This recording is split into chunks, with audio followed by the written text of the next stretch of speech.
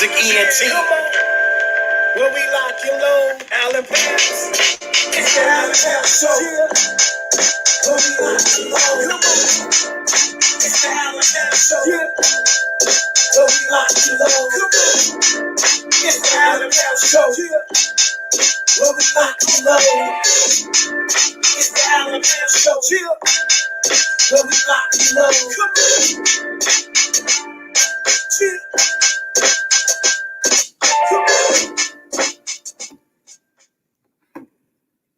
Welcome to a special Wednesday edition of the Allen Powell Show. Man, we are 12 minutes, a little bit behind. These technical difficulties and all these different things with technology try to hold us back, but we are back, and we're going to lead you up to tip off tonight. I got my guy, Mr. Tell the Truth, in the building. How you doing, brother? I'm doing good. Man. Nice to be back on the Allen Powell Show, talking about this NBA Finals, and I'm gonna put my money where my mouth is. I see an upset coming. Oh, you started it early. Okay. Yes, Well. Before you start that, I have a special guest because it's the NBA Finals. We had to bring out the big guns. So I got former NBA player, a former Fighting alumni. He's been to the Final Four, Big Ten analyst. I mean, this brother is busy. He was on a call. He was on a call when I was trying to get him set up for this show. This brother is busy. You can check him out on Bardo's Breakdown. I think he's almost on every day. Monday, Tuesday, Wednesday, and I think he's gonna be on again on Friday. But you can check him out on Instagram, Facebook. Mr. Stephen Bardo, thank you for joining, man. How are you doing? I'm doing great, fellas. I love the production of the show, man. You guys got it looking great. Listen, man. And I'm so excited to have you on. And I got a million questions, but we only got a certain amount of time. I got questions for you about the series, but just questions in general about your whole career. So as I like to do on my show, I say let's lock and load and get right into it. And I want to jump it off before we get into all the NBA Finals talk. I actually want to talk about your whole career, you coming up, playing with the Fighting Illini. And Truth, you can jump in whenever you feel the urge. If you got a question for him, please join in. But I read how you played with the Fighting Illini. You played with Kendall Gill, Nick Anderson, Kenny Battle. You've been to the Final Four. Yeah, yes. Can you just tell the people about that whole experience of playing in the Final Four? Well, guys, it was crazy because, like most of you, I grew up watching every Final Four since I was 5 years old. And one of the funny things that happened, at least to me, is that the day that we were in Seattle at the old Kingdome, it's since been torn down, but there's about 50,000 people in there. And when a cool thing happens when your team gets to the Final Four, the game announcer will say the number one seed out of the Midwest region, the Fighting Illini from the University of Illinois. And there's a roar that comes up because of a football stadium. It's not like a basketball venue. So it was a weird feeling. And then, guys, I'm running out and I froze because I thought about Daryl Duncanstein at Louisville and Jack Goose Givens at Kentucky and Isaiah Thomas at Indiana and Michael Jordan and Georgetown and all these Final Fours I'd seen. And it felt like I was stuck for a few seconds. And then Kendall smacked me in the back of the head and said, "Come on, man, let's go." And then we ran out there and lost on the last second tip in. But it was a great experience, man. Something that I grew up dreaming about trying to play in. And very few people get a chance to play in the Final Four. That's amazing, man. That's amazing. So I also dug up some pictures, and I got a question for you. So I know you probably seen the movie He Got Game, right? Mm-hmm. Mm-hmm. So my question is, how similar was that movie to your college experience on a scale of 1 to 10? 10 being that they stole your story, they need to give you some money, or one, they lying, or they capping, as everybody say today?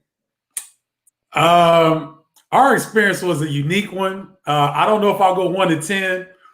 I'm just glad we didn't have cell phone cameras around. Because we did what college dudes do, and we had fun. We had great experiences.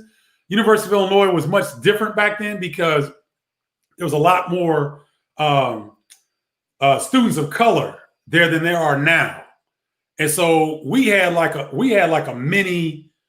It wasn't quite HBCU-ish because Illinois is 40-something thousand students, but we had a tight-knit group of a few thousand Black students and a few Latino students. Man, we had a blast. And I haven't seen any class from the University of Illinois since we left have the kind of experience that we had. So maybe it's like a 9 or a 10 because our experience was ridiculous, especially as we got really good going up into that Final Four year. I don't want to get you in trouble, but if you remember, he got game. They sent a lot of women to his room and to his So did any of that stuff happen? I wasn't a major recruit, and so I didn't get that treatment. And you got to remember something, guys. I grew up on a large college campus. I grew up at Southern Illinois University. I grew up in Carbondale. So my dad played college basketball in the late 50s, early 60s. He was a professor and administrator at SIU. My older brother played on the national championship Indiana team with Isaiah Thomas. My sister, who's 5 years older, played junior college basketball. So for me, when I went on my visit, they didn't have to do a lot. I already knew that I kind of wanted to go to Illinois. I visited Michigan State, Ohio State, Notre Dame, Illinois, Northwestern. And quiet as kept, I almost went to Northwestern because I wanted to do this, what I do today, broadcast journalism. I went up. I'm a Carbondale kid, country kid, come up to the city, had a blast. They did a great job of recruiting me. I go back home and my mom says, well, baby, what'd you think? And I said, well, Mom, I'm going to Northwestern. My dad said, son, get in the car. So we drove around for a while and he told me, now this was a college professor. He said, Stephen, you'll be miserable at Northwestern. You'll be the best player on the team, but you're going to lose. And you've never lost in your life. He said, so I would suggest you go to Illinois than Northwestern. I came back home. I got out of the car. I said, Mom, I'm going to Illinois. My mom was hot because she didn't care about the basketball. She just thought her baby was going to get a degree from the Medill School of Journalism at Northwestern. That's all she cared about. My dad slept on the couch for 2 weeks after that. Wow. Wow. But my old man knew what he was talking about. And it was one of the best decisions I've ever made. So to answer your question, they didn't have to pull out the stops like that for me. Right. Right. Because I had experience with that stuff. But some of the guys, I don't know if they had multiple sent their way, but I know a few had, they had some co-heads that, accompanied them to a party or two. So yeah, it went down like that. Got you. Once again, everybody who's just joining the show, we got special guest Stephen Bardo, also Mr. Tell the Truth, joining us today. When you see this picture that I got pulled up, what's the first thing that comes to mind with this picture? Damn Speedo shorts, tight ass shorts. That's what comes to mind. And then the following year, you finally got baggy shorts. But that's what I got John Stockton joints. I got legging joints, and them joints is above my leggings. Come on, man. Hey, they like 6 inches above your kneecaps. I know. Y'all remember that was the style back then. That was the style. That was the style back then. We called it nut cutters. Yes.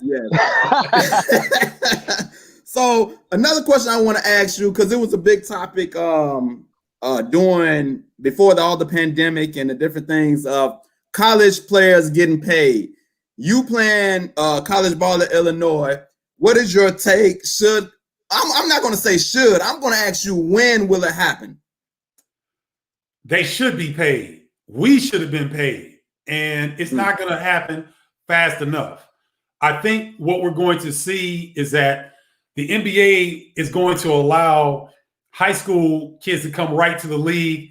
I believe, in 2022, 2023.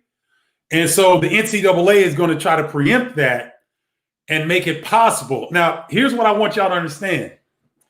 These measures that the NCAA is coming up with, they're going to allow the athletes, and stop saying student athletes, ladies and gentlemen.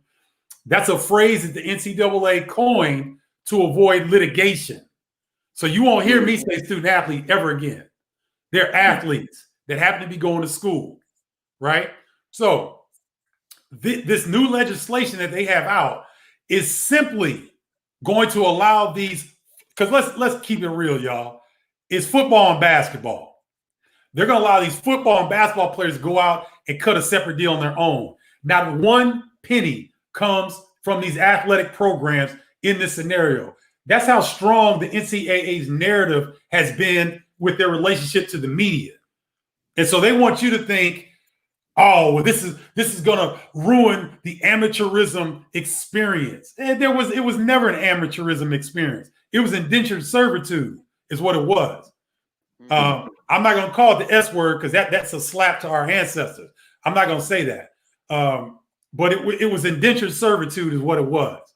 And so this new measure that will allow athletes to get paid. The schools aren't doing nothing on behalf of the athletes to help them in this area.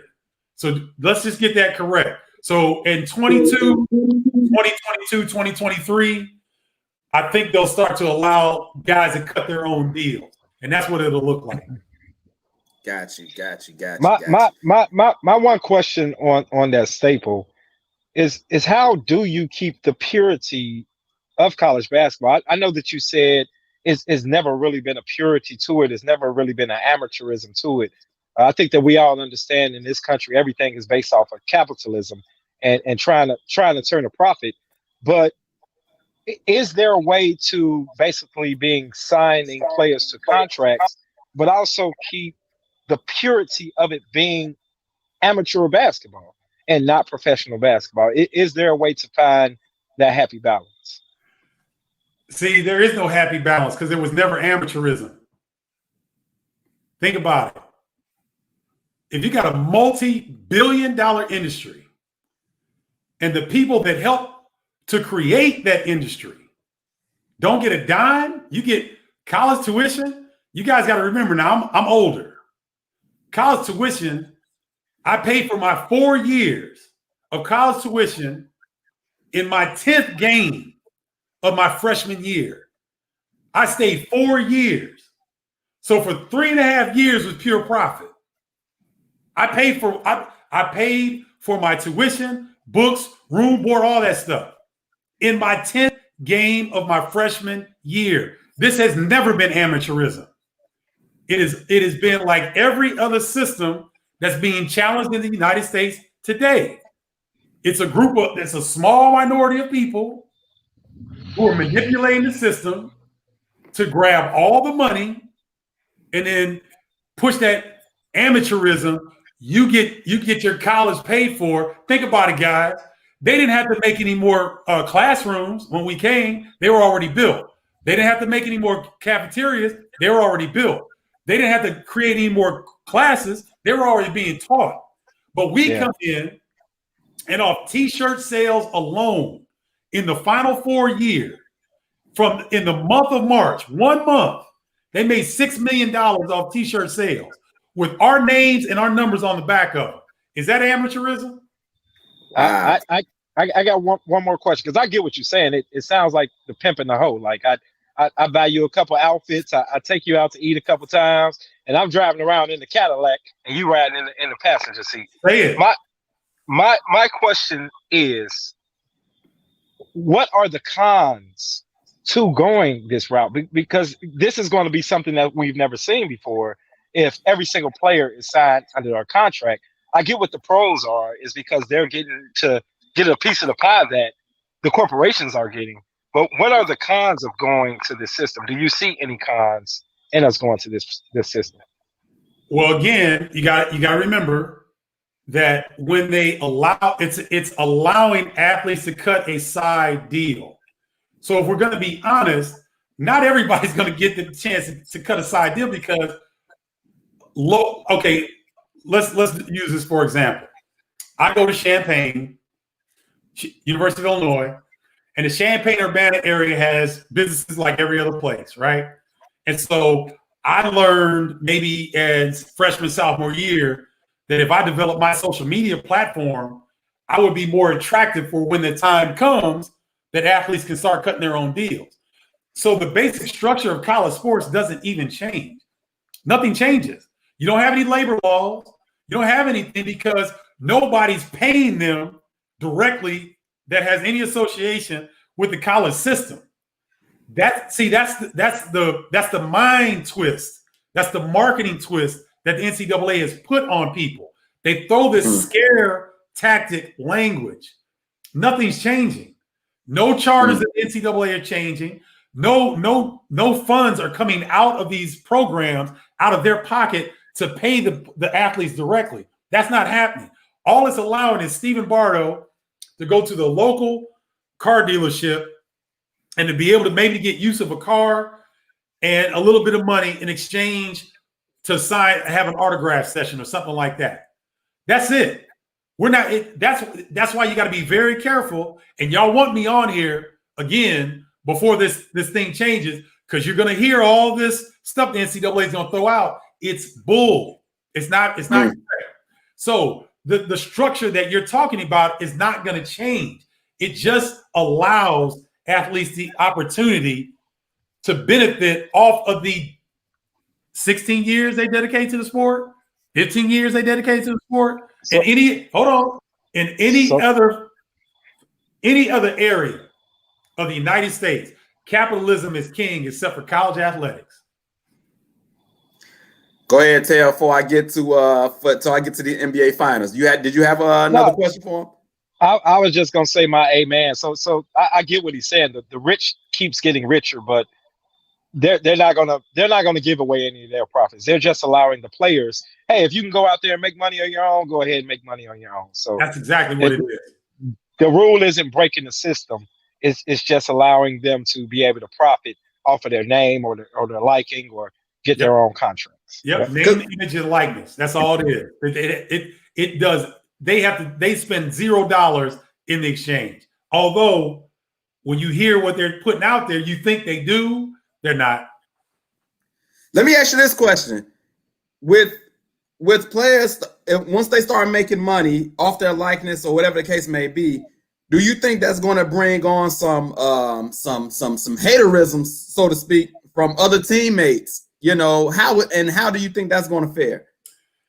See, the thing is, guys, we have to do a re-education of what this really is. So, for example, there was a study done by a sports business professor from Central Florida, done in 2018. He took the top 15 highest grossing men's basketball programs in the country. And what they did was they took the NBA model and said, all right, 50% of the proceeds or revenues go back to the school program, 50% gets distributed to the players. So say you have 15 players, including walk-ons on a roster. This is when Illinois sucked. Illinois was terrible a few years back. Each player, based on the amount of money, well, first of all, the most profitable program is the University of Louisville. Each one of those 15 players under that model would make $1.5 million a year. So when Illinois wasn't even making the tournament, each one of their players would get $470,000 a year. That's utilizing the NBA structure, taking into account the amount of money that these basketball programs make in college and doing a revenue share. That's how much money these players would be making per year. Now, go back to when we were playing and we were number one in the country, playing in the top conference in the country, and we were picked to win a national championship. You know how much money? That's generational wealth we should have been generating when some of our notoriety was the highest. Because, guys, remember, some players today, even in the NBA, they're more valuable back at their colleges than they are in the NBA. Doesn't sound right, but that's the information that's not given to us. So if players are going to get upset and they start hating, they got to get educated the way the rest of the society works. That's the way the society works. Right. You might work side by side with somebody, you know they make more money, you know they suck, you know they can't work as well as you, but they know they're related to the boss or whatever, or they in the white place at the white time. You know what I'm saying? Was that a play on words on purpose? Yeah, I didn't know if he's. I got you. I like that. We ain't gonna ever touch on it. You know what he said. Yeah, you know what he said. So okay, let's get down to business, man, because we leading the people up to game time tonight. Let's get to the elephant in the room. NBA Finals tonight is starting tonight. Lakers versus Heat.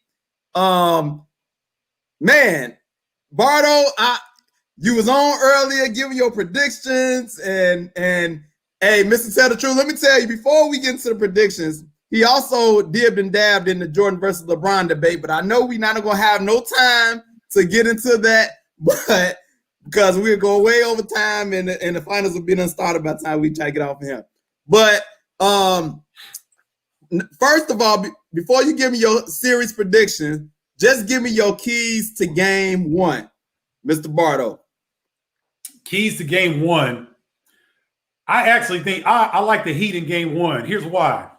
The Lakers want to figure out what you're trying to do to them, and then they adjust. They have a game plan going in, but especially against a team like Miami that can throw a lot of different things at you, I wouldn't be surprised to see the Heat win the first game. I've got a different outcome for the series, but I would not be surprised to see the Heat because, again, they're a very unique ball club in the way that they play. And nobody has a point center like Bam Adebayo. So you can watch as much film as you want, but when you get on the floor with them, there's an adjustment period. And if let's say if AD is off, if they do a good job of building a wall against LeBron, or they get like let's say LeBron might get in foul trouble or something like that, then I can see the Heat throwing a monkey wrench at what the Lakers are trying to do. But the Lakers, again, this particular iteration of the Lakers, it's not surprising that they would lose a game one in this scenario. Okay. Truth, I know you got to go in a little bit. Give me your keys to game one and give me your serious predictions before you got to go.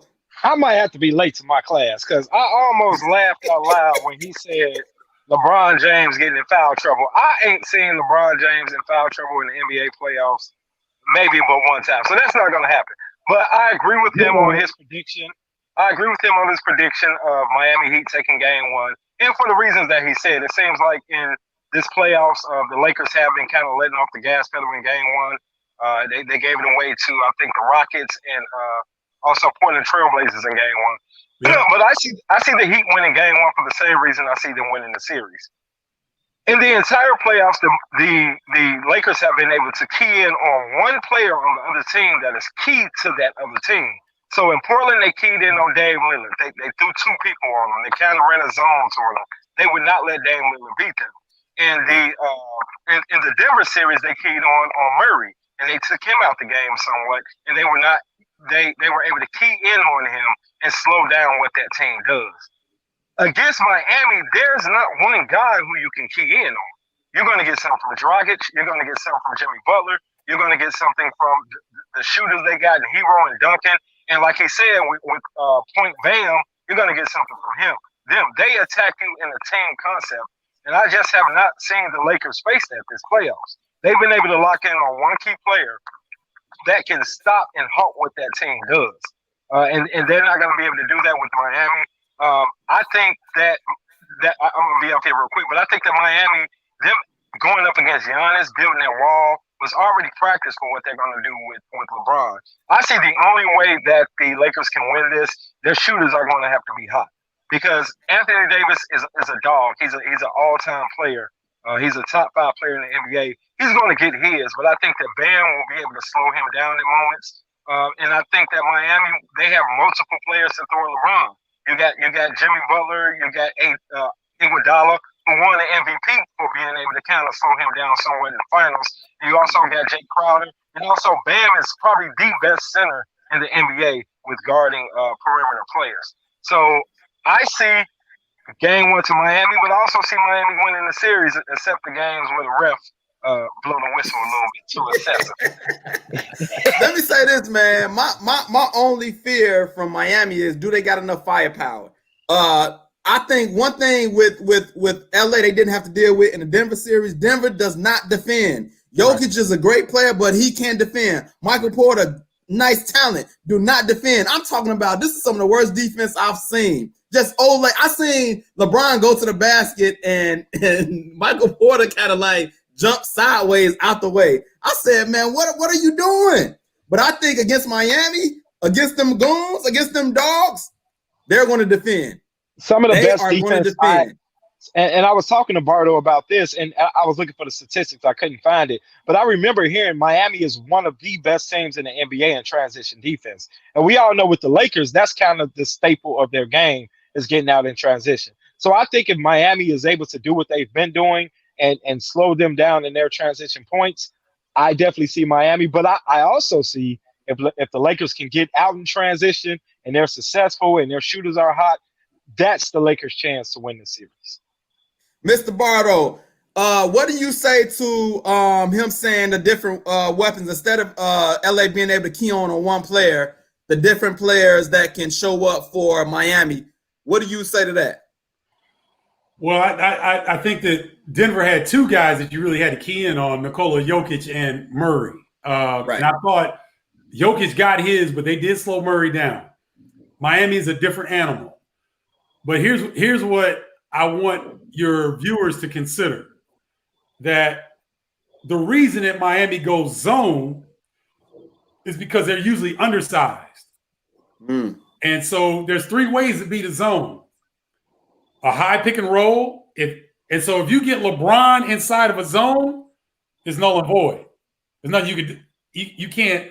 If he turns the corner, he gets to the free throw line, and he's going full speed, there's not one player that's going to corral him. So the defense is going to have to shrink.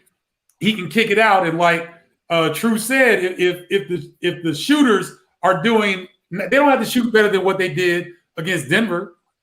If they can shoot similar to the way they get it against Denver, they'll cut that zone up.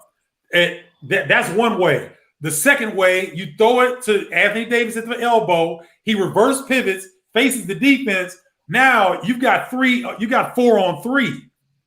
And Anthony Davis, you gotta respect him. So whoever's in the middle comes up, he can go one-on-one or he can kick out again. Then you go mid-post. And when you're on one side of the lane, if you catch in the mid-post, you have a cutter cutting down the other side of the lane. Zone defenses can't pick that up. So I don't think Miami's going to go to as much zone as people anticipate. I think the Lakers are going to cut that up. And the last thing, it's very hard to defensive rebound out of a 2-3 zone because you're guarding a space of floor. Then you got to go seek out a body.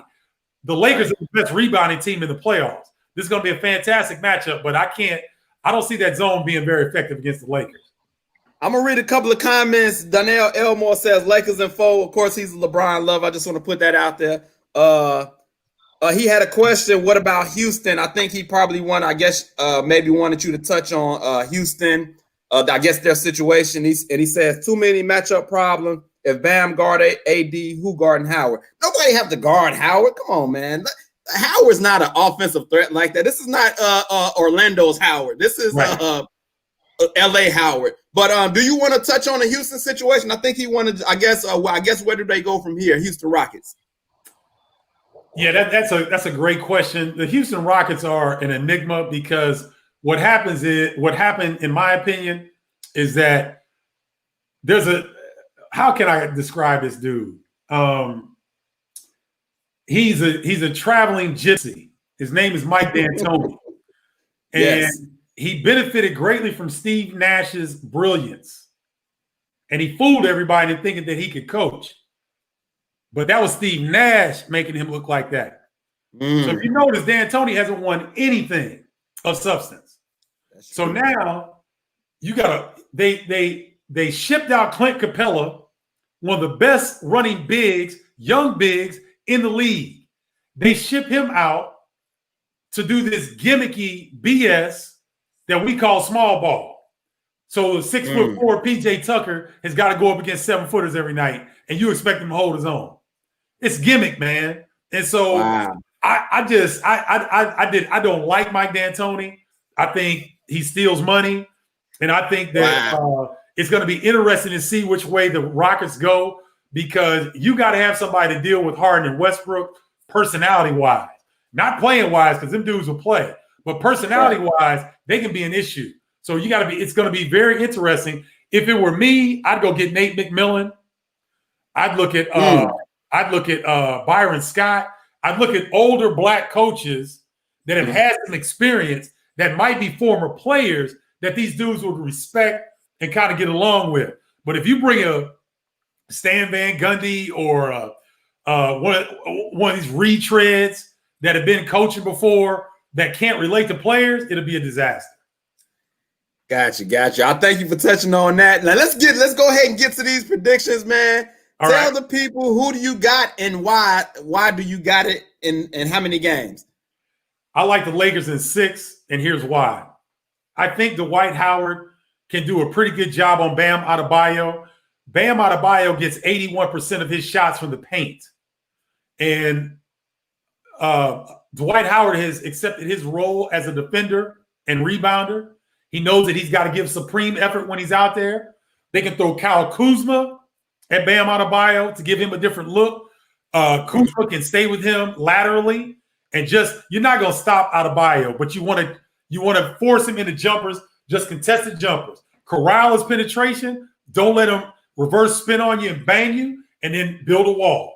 And if you can do that, and you can make Bam work for his 20 points, and he's not dishing or he's not getting it up on the rim and they're coming in offensive rebounding, if they can control Bam, I think that the Lakers can win in 6. And if they got here's the X factor for Miami though. Goran Dragic. Nobody's talking about him. Dragic is a beast. And if he comes out and averages between 25 and 30 a game, Miami can upset the Lakers. So I think go ahead.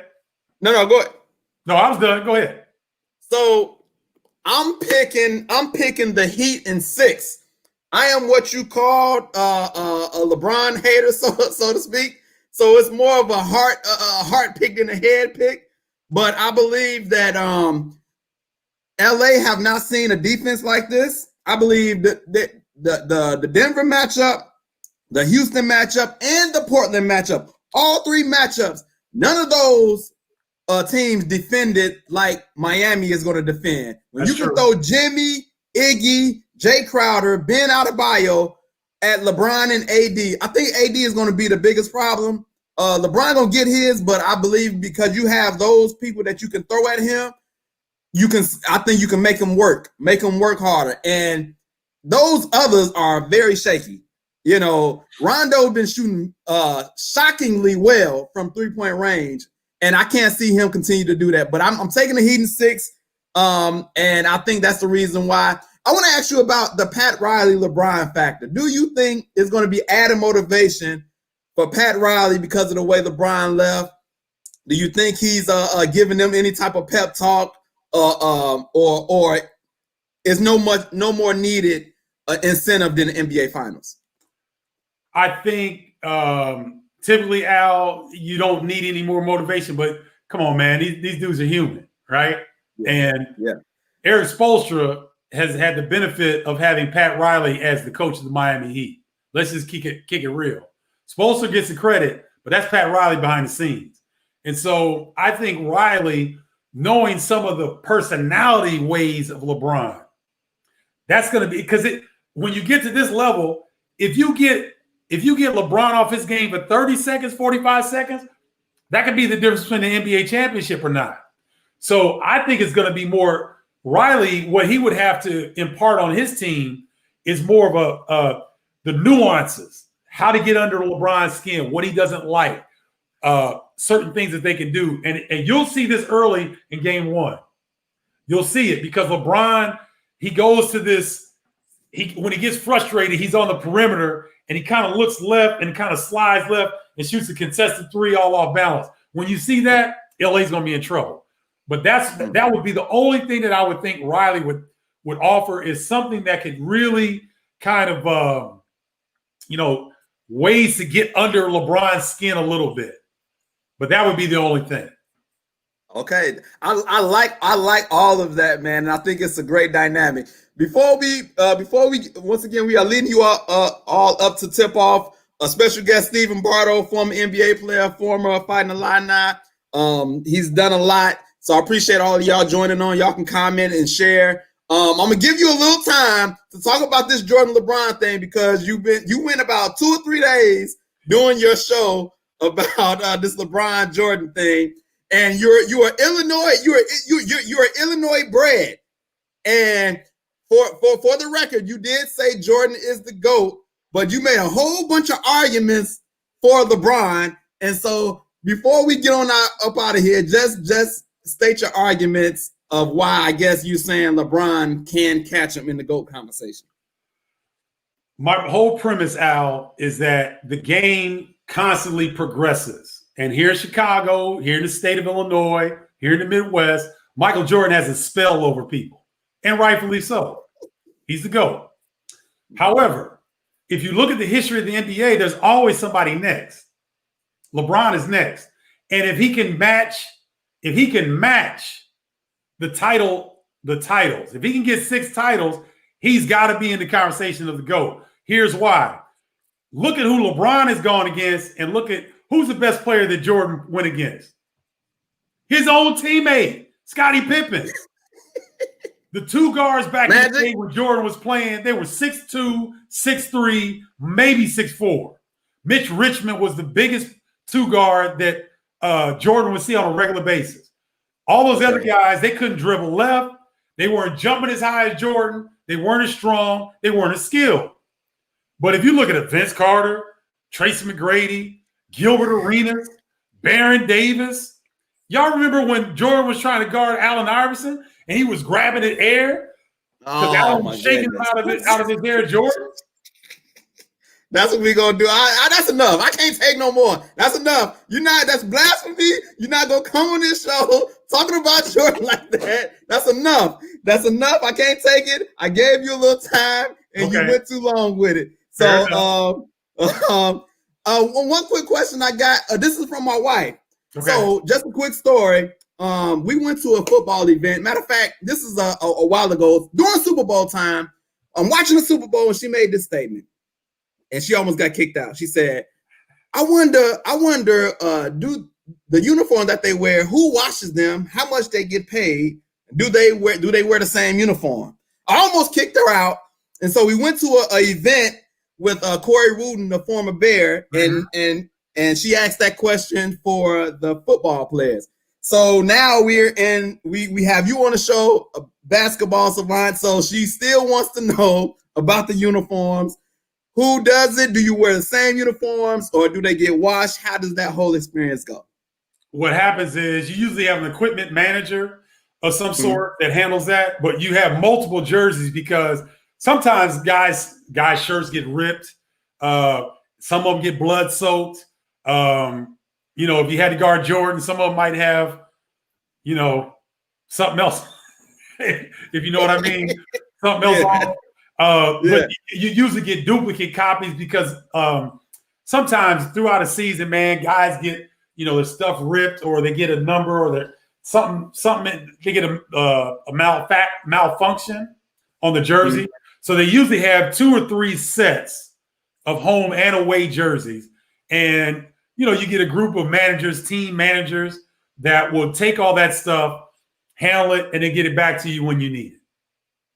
Got it. Well, I think she would enjoy that answer. We got basketball out the way now. I'm pretty sure she's going to go to baseball next.